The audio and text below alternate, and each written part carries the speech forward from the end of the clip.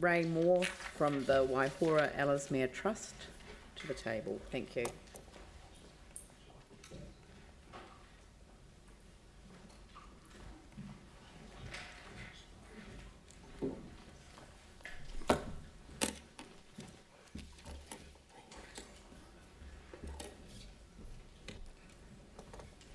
Kia ora, tēnā koutou, tēnā koutou, tēnā koutou katoa.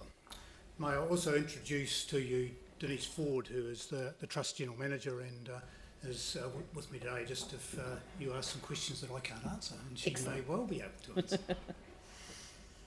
Thank you for the opportunity to speak to you about a jewel that graces your southwestern doorstep. Te Waihora Lake Elesmere is the 5th largest water body in New Zealand, but it's an enigma.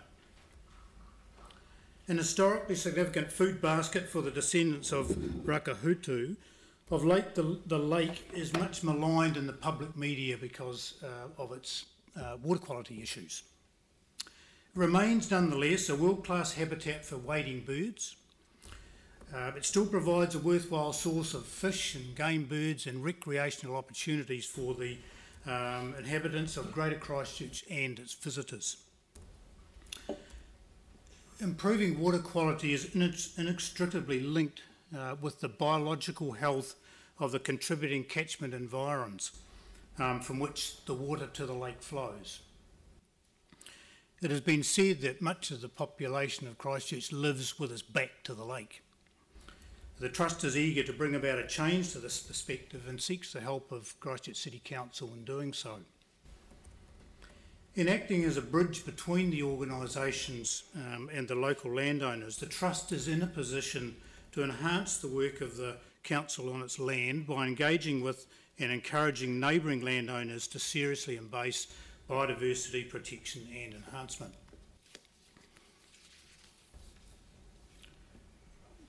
By buffering the work of the Council and the likes of Banks Peninsula Conservation Trust and other community groups, it is more likely that the various visions will coalesce and lead to greater added value. The descriptor of 1 + 1 = 3 is quite a good way to summarise what can happen when you get this amalgamation of activity from other players. For example, much is being achieved in enhancing the health and the extent of indigenous vegetation, and with it the ability to support bird life and improve water quality. However, residual populations of animal pests are also expanding and taking the opportunity of an expanded food source.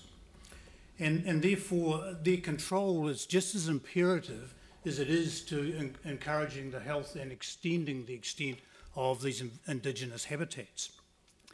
A pest-free Banks Peninsula is emerging as a local community aspiration, and the Trust is in a position to further this.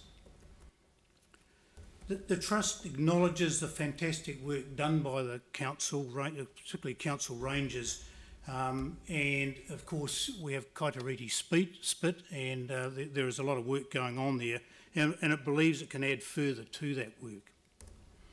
By supporting the Trust and further expanding the protection and enhancement of biodiversity of the environs of the lake, the chances of the lake re-emerging from its current darkness is much more likely and a win-win for all. Thank you. Excellent. So, do I have any questions? I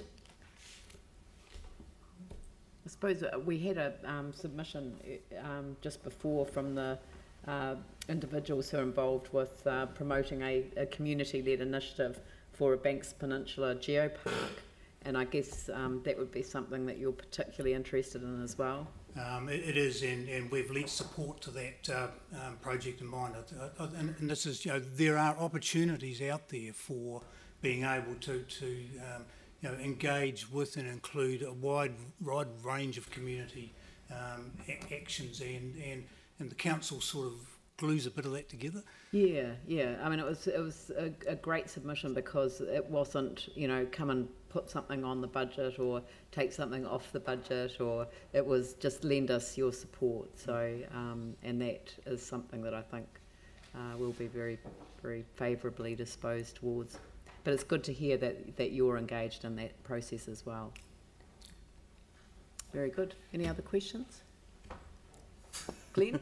Thank you. Okay, risk of sounding a hero. Me and Denise were planting on the weekend in Horseshoe Lake. So when we were talking about some of the little kind of mini ecosystems and things there, can you tell us about the benefits of, of this as you see it, and for the whole community? You mean for the lake itself? Yeah. Yeah. Well, it's an internationally renowned wildlife habitat for the wetland birds, and there's a lot of special birds that go there, and it's it's international and New Zealand wide that there's migratory birds, the godwits there, so it's really important for bird life. There is the fish as well, the eels, so it's incredibly important for that too. So, but a lot of around the lake has been degraded over time, but there's still special plants around the lake. There's a mimulus plant which flowers, and it's just a mass of purple flowers around the lake, so which people don't get to see. And, so there's a lot of biodiversity, a lot of ecological value around the lake and within the lake itself that I find that Christchurch people, being a city person myself, that Christchurch people don't know a lot about the lake, and they need to know more about it, because like I said, it's a jewel on our doorstep that we really need to be interacting with a lot more than we do. And I think the City Council could have a real role in that, to bring people to see that lake and to appreciate it.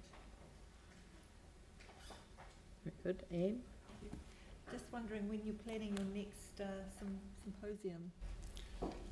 It's a biennial event, so not this November, but the following November. Yeah. Most certainly, yes. We will invite you. Yes. Excellent. Okay. Well, look. Thank you very much. Much appreciated.